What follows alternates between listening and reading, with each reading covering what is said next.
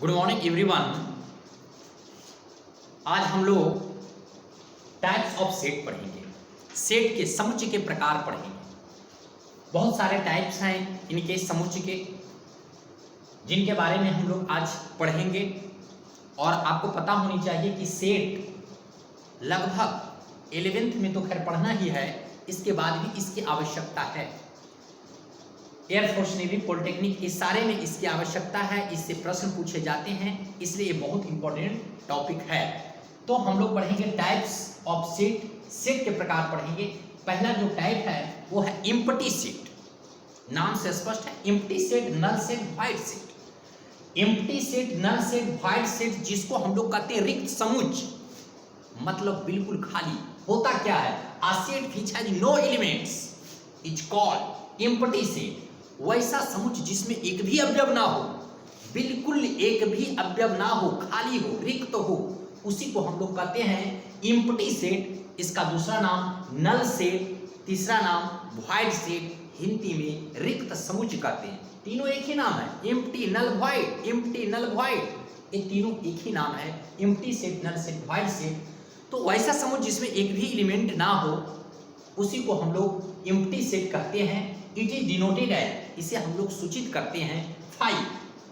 Five या करली bracket, जिसमें कुछ भी ना हो, फाइव हो, करली, और ये फाइव से सूचित करते हैं। या इसको ना देख करके हम लोग करली से करली ब्रैकेट दे देते हैं, जिसमें एक भी एलिमेंट ना हो, तो हम लोग ये फाइव यानी एम्प्टी सेट को सूचित करता है। एग्जाम्पल में है कि the set of all real numbers whose square is -1। सभी वास्तविक संख्याओं का समुच्चय जिसका वर्ग -1 हो। आप बताइए कि वास्तविक संख्या जिसका हम वर्ग करेंगे, स्क्वायर करेंगे, तो -1 हो। वैसी कोई संख्या है, वैसी कोई रियल नंबर है जिसका हम स्क्वायर करेंगे, वर्ग करेंगे तो -1 होगा? नहीं, वैसा कोई भी संख्या नहीं है जिसका हम स्क्वायर करेंगे यानी वर्ग करेंगे तो -1 होगा। तो इसका मतलब एक ऐसा सेट हो गया 5, तो हम लोग 5 से डिनोट करेंगे 5। इसके बाद है x such that x is a student who reads 25 hours daily. वैसे विद्यार्थी, x such that x is a student who reads 25 hours daily. X ऐसा विद्यार्थी है जो प्रत्येक दिन 25 घंटा पढ़ता है। आप बताइए कि कोई ऐसा विद्यार्थी है जो एक दिन में 25 घंटा पढ़ेगा? 24 घंटा का एक दिन रात होता है और ये 25 घंटा बेहुदा पढ़ रहा है, ये कहाँ से घंटा लाया? That is called empty. इसी को हम लोग एम्प्टी कहते हैं, मतलब ऐसा है ही नहीं। इसी को हम लोग कहते हैं 5। इसको 5 से डिनोट करते हैं, मतलब ये रिक्त समुच्चय है। वैसा एक भी स्टूडेंट नहीं होगा जो प्रत्येक दिन 25 घंटा पढ़ेगा। 25 घंटा कहाँ से आया जी? That is called empty set. इसी को 5 कहते हैं, इसी को एम्प्टी सेट कहते हैं, इसको 5 से डिनोट करते हैं। अगला है y such that y is a boy and is a student of RMW college Nawada. वैसा स्टूडेंट, वैसा बॉय स्टूडेंट जो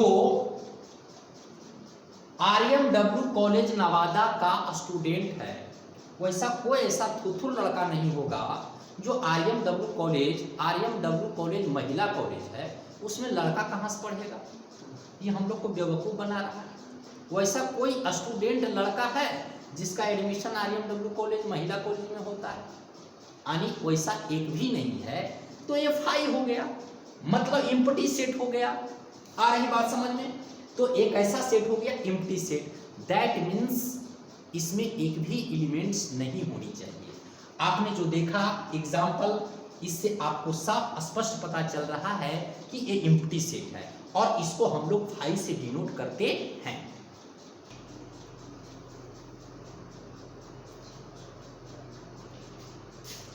दूसरा हम लोग के पास है सिंगलटन सेट, जिसको एकल समुच्चय कहते हैं। सिंगलटन, नाम से स्पष्ट है, सिंगल,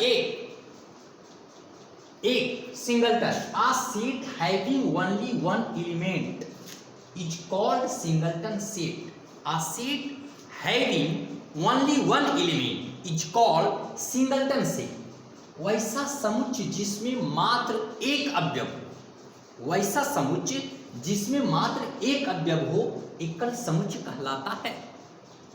नाम से स्पष्ट है बंधु, सिंगलटन सेट एकल समुच्चय जिसको हम लोग एकल कहते हैं, मात्र एक एलिमेंट एकल समुच्चय कहलाता है।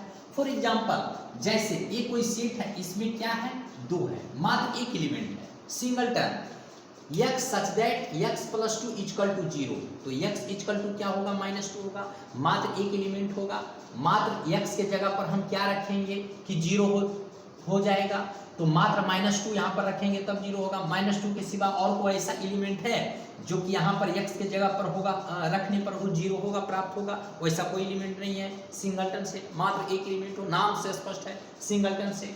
चलिए हम लोग आगे देखते हैं। उसके बाद है finite set, finite and infinite set, परिमित और अपरिमित समुच्चय। नाम से स्पष्ट है, फिनाइट परिमित और इनफाइनाइट अपरिमित। परिमित का मतलब हुआ निश्चित, जिसको हम काउंटिंग कर सकते हैं, गिन सकते हैं, और इनफाइनाइट का मतलब हुआ अपरिमित, जिसको हम गिन नहीं सकते हैं।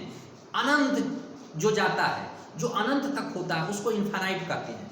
क्या है, a set which has finite number of elements, a set which has finite number of elements is called finite set, otherwise it is called infinite set, otherwise it is called infinite set। वैसा समुच्चय जिसमें अवयवों की संख्या परिमित हो, वैसा समुच्चय जिसमें अवयवों की संख्या परिमित हो, मतलब हम गिन सकें, वैसे समुच्चय को हम लोग क्या कहते हैं, आप वैसे समुच्चय को परिमित कहते हैं। अदरवाइज उसको क्या कहते हैं, अपरिमित समुच्चय कहलाता है। तो परिमित, फिनाइट एंड इनफाइनाइट सेट, नाम से स्पष्ट हो गया। फिनाइट का मतलब परिमित होता है, इनफाइनाइट का मतलब अपरिमित होता है। वैसा समुच्चय जिसमें अवयवों की संख्या को गिन सकते हैं, फिनाइट परिमित समुच्चय कहलाता है। वैसा समुच्चय जिसमें अवयवों की संख्या को हम गिन नहीं सकते हैं, अपरिमित समुच्चय कहलाता है। फॉर एग्जाम्पल जैसे 1 2 3 4 5, 1 2 3 4 5 नेचुरल नंबर है, गिन सकते हैं, ये फिनाइट सेट हो गया, जिसको परिमित समुच्चय कहते हैं, हिंदी में परिमित। उसके बाद दूसरा में देख लीजिए, दूसरा में 1 2 3 4 5 डॉट डॉट डॉट डॉट, मतलब इनफाइनाइट। ये कहाँ तक जाएगा मुझे पता नहीं है, पूरा ये आप आगे बढ़ते चले जाइए। इनफाइनाइट का मतलब होता अनंत, अपरिमित, जिसका कोई गिनती नहीं है, जिसको हम गिन नहीं सकते हैं, उसी को कहते हैं अपरिमित।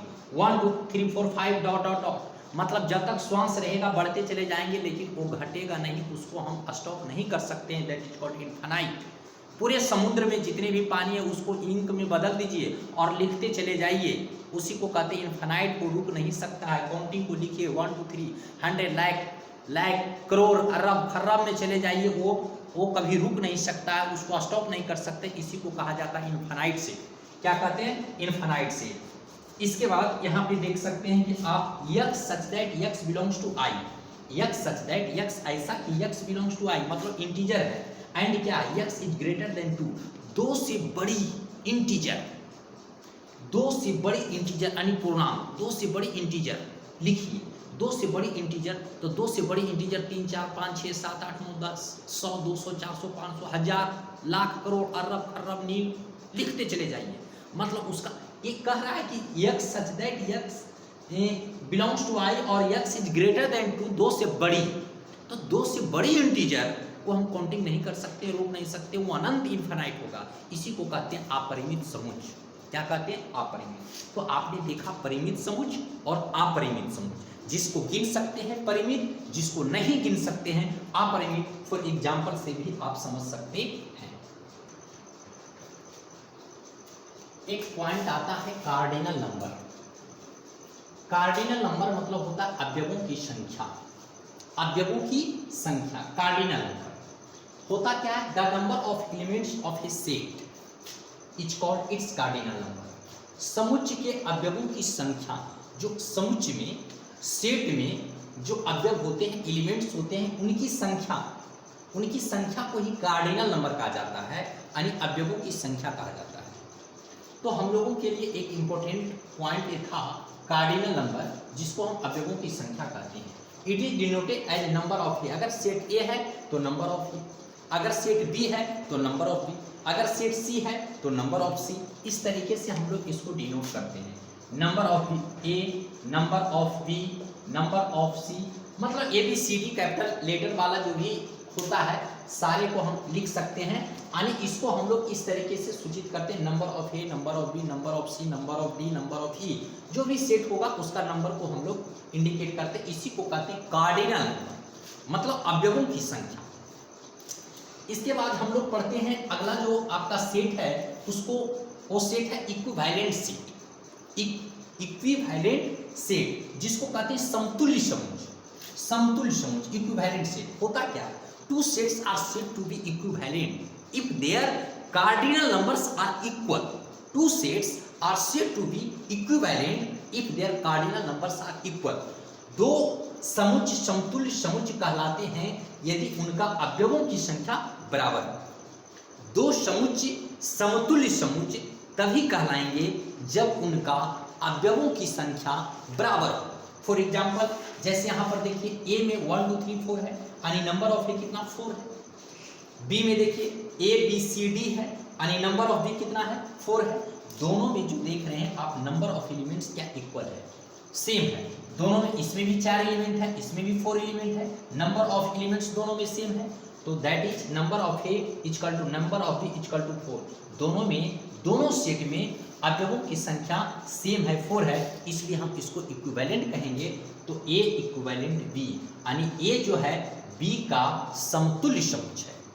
ए जो है बी का समतुल्य समुच्चय है और इस तरीके से समतुल्य को हम लोग डिनोट करते हैं ए equivalent B.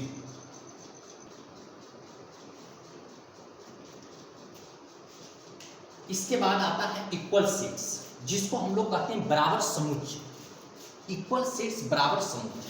To sets are said to be equal if they, two sets are said to be equal if they है, यहां पर है होगा, two sets are said to be equal if they have, two sets are said to be equal if they have exactly same element. दो ऐसे set जिसमें हूबहू वही एलिमेंट हो, सेम एलिमेंट हो, उसी को हम लोग कहते हैं इक्वल सेट, बराबर समुच्चय कहते हैं। दो समुच्चय बराबर समुच्चय कहलाते हैं यदि दोनों का अवयव वही हो, सेम हो, उसी को हम लोग कहते हैं बराबर समुच्चय। फॉर एग्जाम्पल देखिए ए में 1 2 3 है, बी में 2 1 3 है, दोनों में सेम एलिमेंट है। गौर फरमाइएगा, जवाने को याद कीजिए 1 2 3 2 1 3 दोनों में क्या है, सेम एलिमेंट है। तो जब दोनों में सेम एलिमेंट है तो इसको हम लोग कहेंगे इक्वल सेट, हिंदी में बराबर समूह। तो इसको हम इस तरह से therefore A equal to B यानी दोनों क्या है, इक्वल है। बंधु गौर फरमाइएगा, इक्वल सेट और इक्विवेलेंट सेट में फर्क होता है। इक्वल सेट में सेम एलिमेंट होता है जबकि इक्विवेलेंट सेट में नंबर ऑफ एलिमेंट्स सेम होते हैं। तो ये आप ध्यान देंगे। जैसे अगला में देख लीजिए, आपका एग्जाम्पल के लिए ए ई आई ओ यू, इसमें वोवेल है, इसमें देखिए ए आई ओ ई यू, दोनों में सेम एलिमेंट है। ऑर्डर चेंज है, ऑर्डर चेंज हो सकता है क्योंकि order does not matter, order matter नहीं करता है। तो दोनों में एलिमेंट क्या है, सेम है। जो एलिमेंट इसमें है वही एलिमेंट इसमें है, इसलिए दोनों इक्वल हो गया, इसलिए हम लिख सकते हैं सी इक्वल टू डी।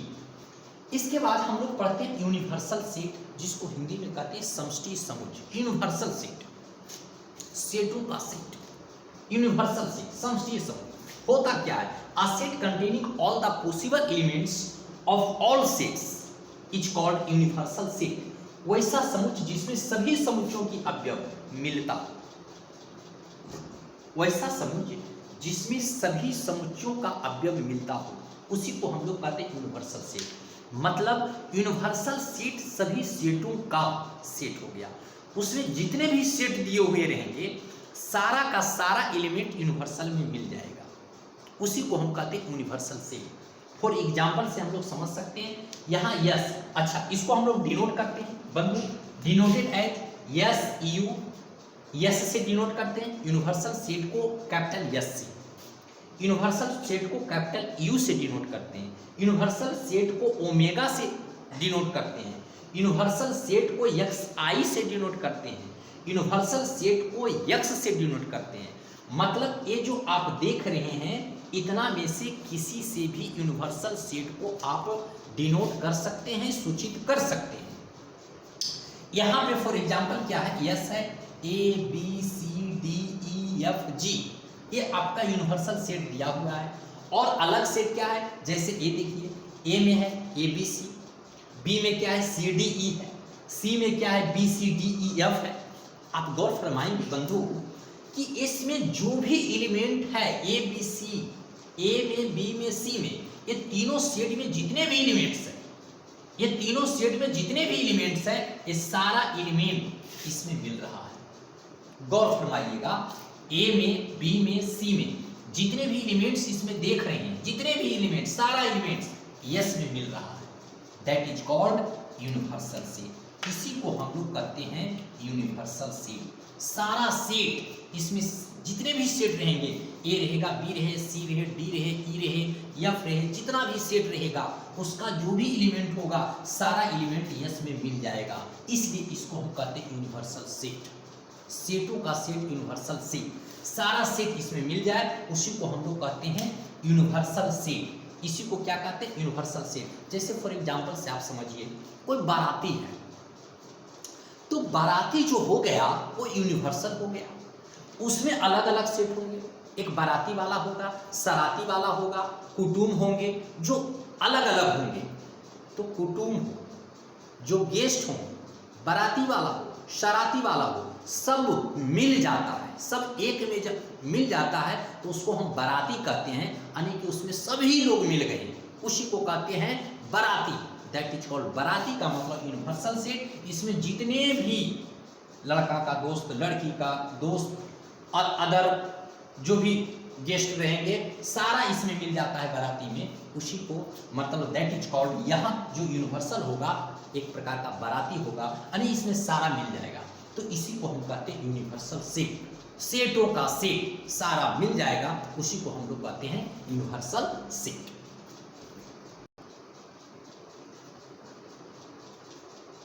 इसके बाद आता है सबसेट, जिसको कहते हैं उपसमुच्चय। सबसेट, उपसमुच्चय। A set A is called as subset of B if and only if all the elements of A are in B। मतलब समुच्चय A उपसमुच्चय B का तभी होगा जब A का सभी सदस्य B में मिलेगा। इसी को हम लोग कहते हैं उपसमुच्चय। इसी को क्या कहते हैं? उपसमुच्चय। समुच्चय A उपसमुच्चय B का तभी होगा जब A का सभी सदस्य B में मिलेगा। B में मिलेगा या B में होगा, यहां पर मिलेगा नहीं, मिलेगा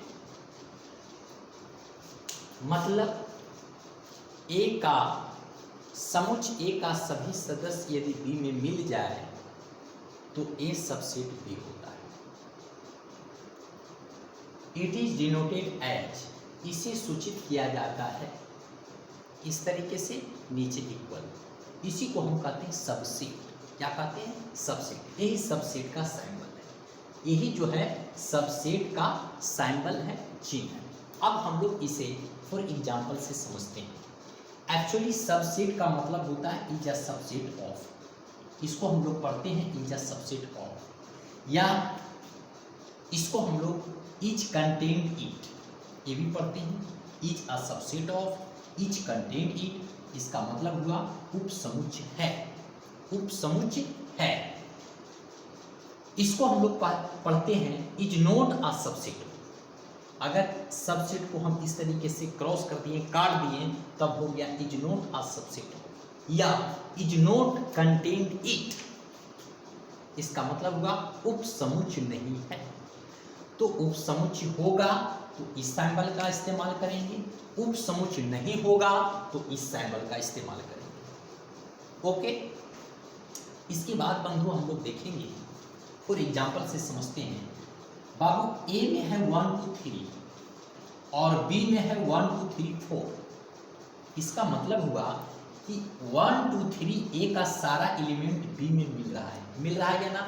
ये नहीं सोचिएगा कि तब 4 नहीं मिल रहा है, उड़हुल का पैजामा 4 तो बी में है, ए में 4 है ही नहीं, बी में है, इसमें एक्स्ट्रा है।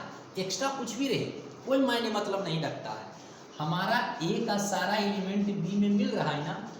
हेलो चेक, ए का सारा एलिमेंट 1 2 3 ये सारा इसमें मिल रहा है, इसलिए हम इसको ए सबसेट बी लिखेंगे। क्या लिखेंगे? ए सबसेट बी।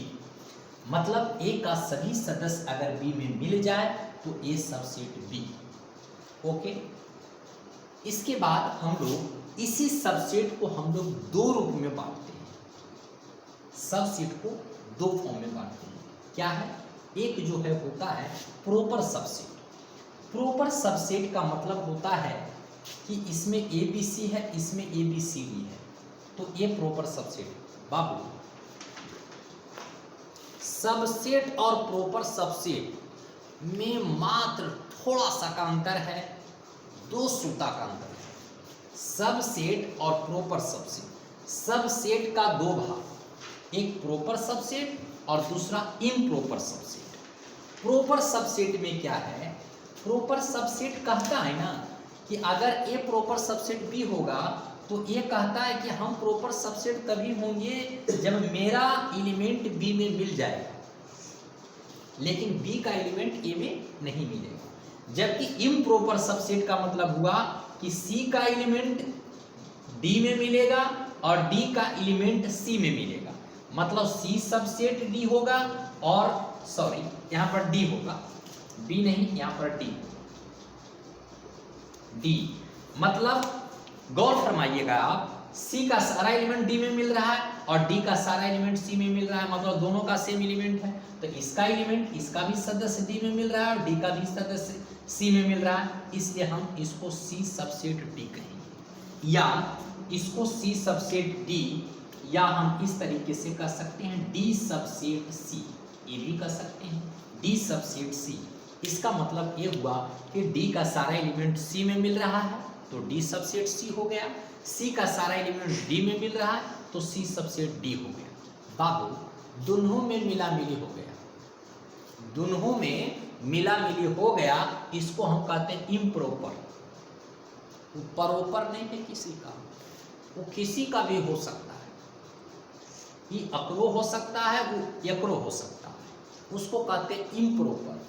ये बाबू साहब जो हैं प्रॉपर कहते हैं कि बाबू हम बस जिस हमारा जो है एलिमेंट सिर्फ एक में मिलेगा, वो हमें नहीं मिलेगा लेकिन हमारा उसमें मिल जाएगा। मतलब ए प्रॉपर सबसेट भी तभी होगा जब ए का सारा एलिमेंट बी में मिलेगा। प्रॉपर का मतलब व्यक्तिगत, मेरा उसमें मिलेगा, उसका मेरा में नहीं मिलेगा, इसी को कहते हैं प्रॉपर। यानी ए का एलिमेंट बी में मिलेगा, बी का ए में नहीं मिलेगा, ए का एलिमेंट बी में मिलेगा, तभी प्रॉपर होगा। प्रॉपर का मतलब व्यक्तिगत, मेरा सबसेट बी से है, हम जो है बी का सबसेट है, यानी कि मेरा उसमें मिलता है, उसका मेरा में नहीं मिलेगा, मेरा उसमें मिलेगा। यानी ए का सारा एलिमेंट बी में मिलेगा और बी में कम से कम एक ज़्यादा होगा, तभी ना मिलेगा। जैसे ए बी सी है, ए में ए बी सी है लेकिन बी में है ए बी सी डी, एक एलिमेंट ज़्यादा है, तब ए प्रॉपर सबसेट बी। इसको हम ए सबसेट बी भी लिख सकते हैं, ए सबसेट बी भी लिख सकते हैं, लेकिन ए प्रॉपर सबसेट बी ये थोड़ा और ज़्यादा एडवांस तरीके का हो गया। ए सबसेट बी, ए सबसेट, ए प्रॉपर सबसेट बी, यानी ए का सारे एलिमेंट बी में मिलता है और बी में कम से कम एक एलिमेंट ज़्यादा होना चाहिए। समझ रहे ना? इसमें क्या है, ज़्यादा भी हो सकता है, बराबर भी हो सकता है। तो आपने देखा सबसेट, बिल्कुल समझ गए होंगे सबसेट। सबसेट का मतलब हुआ सारा सेट हो जाना। ए सबसेट बी तभी होगा, ए का सारा एलिमेंट बी में मिलेगा तभी ए सबसेट बी होगा। बी सबसेट सी तभी होगा जब बी का सारा एलिमेंट सी में मिलेगा, इसी को हम कहते हैं सब सेट। सभे सेट हो जाना, सब मिल जाना, उसी को कहते हैं सब सेट। आई बात समझ में? तो सबसेट डायरेक्ट आप समझ गए कि ए सबसेट बी तभी होगा, ए का सारा एलिमेंट बी में मिलेगा। एक यहाँ पर गौर फरमाने वाली बात ये है कि प्रॉपर सबसेट थोड़ा इंपॉर्टेंट इस मायने में हो जाता है। प्रॉपर सबसेट का मतलब होता है कि ए का सारा एलिमेंट बी में मिलना चाहिए, लेकिन बी में कम से कम एक एलिमेंट ज़्यादा होना चाहिए। सबसेट में बराबर भी हो सकता है, ज़्यादा भी हो सकता है। तो उसी सेट, सब सेट को हम दो रूप में बांटते हैं, एक प्रॉपर और एक इम्प्रॉपर। प्रॉपर का मतलब है कि ए का सारा एलिमेंट बी में मिलेगा और बी में कम से कम एक एलिमेंट ऐसा होगा जो ए में नहीं मिलेगा, तो इसी को कहते हैं प्रॉपर। जबकि इम्प्रॉपर का मतलब हुआ कि दोनों में मिलेगा। सी का सारा एलिमेंट, यहाँ गौर फरमाइएगा, सी में जो है, सी में 1 2 3 है और डी में 1 2 3, इसका भी सारा एलिमेंट इसमें मिल रहा है, इसका भी, यानी सी सबसेट भी डी और डी सबसेट सी। यानी इसका सारा एलिमेंट डी में मिल रहा है और डी का भी सारा एलिमेंट सी में मिल रहा है, तो वो इम्प्रॉपर और इम्प्रॉपर, इसी को हम लोग कहते हैं सबसेट। इसके बाद हम लोग देखते हैं सुपरसेट। अधिसमुच्चय कहते किसको है? If A is a subset of B then B is called a superset of A. यदि ए बी का उपसमुच्चय हो तो बी ए का अधिसमुच्चय होगा। वेरी सिंपल है, कुछ है नहीं बाबू। यदि ए बी का सबसेट होगा, ए बी का सबसेट तभी होगा जब ए का सारा एलिमेंट बी में मिलेगा। ए सबसेट बी होगा, that means B superset of A. इसी को हम लोग कहते हैं अधिसमुच्चय कहते हैं, अधिसमुच्चय। यानी ए सबसेट बी होगा तो B super subset of A, superset of A होगा, इसी को कहते हैं अधिसमुच्चय। तो आपने समझ लिया होगा, that is called B subset of A. यानी ए यदि बी का सबसेट होगा तो इसको उलट करके बी सुपर सेट ऑफ ए लिखेंगे। आप इस तरीके से भी समझ सकते हैं, अगर कोई सेट सी सबसेट डी है, सी सबसेट डी है तो इसको हम लिख सकते हैं डी सुपर सबसेट ऑफ सी। अगर कोई पी सबसेट क्यू है तो हम लिखेंगे Q super set of P, Q super set of P. तो इस तरीके से कहने का मतलब है कि कोई ये नई चीज नहीं है, उसी को उलट करके लिखा जा रहा है। ए सबसेट बी यानी बी सुपर सेट ऑफ ए, जैसे सी सबसेट ऑफ डी होगा यानी डी सुपर सेट ऑफ सी हो जाएगा, मतलब डी सी का अधिसमुच्चय हो जाएगा। अगर सी डी का सबसेट है, उपसमुच्चय है, तो डी सी का अधिसमुच्चय है। यदि पी क्यू का सबसेट है, मतलब पी का सारा एलिमेंट क्यू में मिल रहा है, अर्थात क्यू जो है पी का सुपर सेट है, अधिसमुच्चय है। बस यही तो है, सबसेट को उलट देंगे वही आपका सुपर सेट कहलाता है, जैसे यहाँ पर देख सकते हैं। तो इस प्रकार से हमने देखा सुपर सेट। क्या देखा? Super set. तो सुपर सेट आप लोग अच्छी तरह से समझ गए होंगे कि अगर ए बी का सबसेट है तो बी सुपर सेट ए होगा, ठीक है। यानी ए का सारा एलिमेंट अगर बी में मिल रहा है तो बी जो है ए का सुपर सेट होगा, यानी बी जो है ए का क्या होगा? अधिसमुच्चय होगा, अधिसमुच्चय होगा। अब हम लोग थोड़ा सा क्वेश्चन डील कर लेते हैं। कहता है check whether following are true और फॉल्स, मतलब निम्नलिखित में आपको सही और गलत बताना है। वेरी सिंपल है, चेक वेदर निम्नलिखित को आपको सही और गलत बताना है, सही है या गलत है, ट्रू और फॉल्स लिखना है, और कुछ नहीं करना। कह रहा है x such that x square plus 1 is equal to 0, x belongs to real number is null set। क्या सही है? नल सेट का मतलब होता है रिक्त समुच्चय। रिक्त समुच्चय का मतलब होता है बिल्कुल कुछ रहेगा ही नहीं उसमें, खाली। Null set, void set, empty set same matter, same चीज है। तो यहाँ कह रहा है x such that x square plus 1 is equal to 0। Babu x square plus 1 is equal to 0, x belongs to real number, वो ऐसा रियल नंबर है जिसका हम स्क्वायर करेंगे और उसमें एक जोड़ेंगे तो 0 हो जाएगा। धरती पे को वैसा रियल नंबर है ये नहीं है जिसका हम स्क्वायर करेंगे और उसमें एक जोड़ देंगे तो 0 हो जाएगा। और ये कह रहा है नल सेट बिल्कुल सही है, ये आपका बंधु जो है ये ट्रू होगा, सही है। क्या है? सही।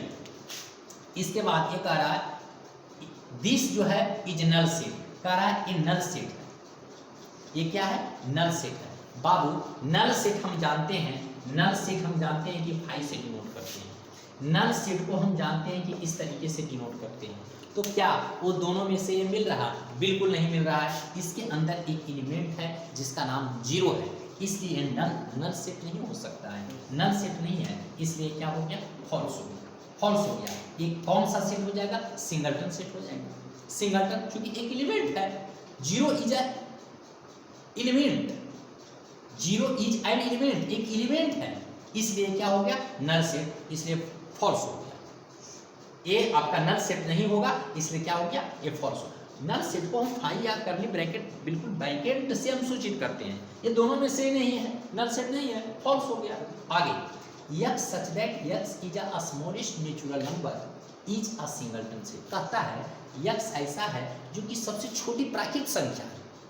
x such that x is a smallest natural number, x ऐसा है कि सबसे छोटी प्राकृतिक संख्या है, तो कैसा ये सिंगलटन सेट होगा। सबसे छोटी प्राकृतिक संख्या एक है, सबसे छोटी प्राकृतिक संख्या जो है एक है, एक है, तो एक क्या है, इज अ सिंगलटन सेट। सबसे छोटी प्राकृतिक संख्या एक है, तो मात्र एक एलिमेंट है, एक एलिमेंट है, और ये बोल रहा है कि इज अ सिंगलटन सेट, ये बिल्कुल सही है, ट्रू है, सही है, क्या है, सही है, सही है। x such that x is the smallest natural number, सबसे छोटी प्राकृतिक संख्या एक होता है, तो एक एलिमेंट है, इसलिए यह सिंगलटन सेट है, बिल्कुल सही है। अगला 0 बिलोंग्स टू 5, कहता है 0 5 से बिलोंग करता है, रिक्त समुच्चय से बिलोंग करता है, बिल्कुल वेरी फॉल्स है। 0 5 से बिलोंग नहीं करता, 0 5 से बिलोंग नहीं करता है, 0 5 से बिलोंग नहीं करता है। 5 का मतलब रिक्त, इम्पटी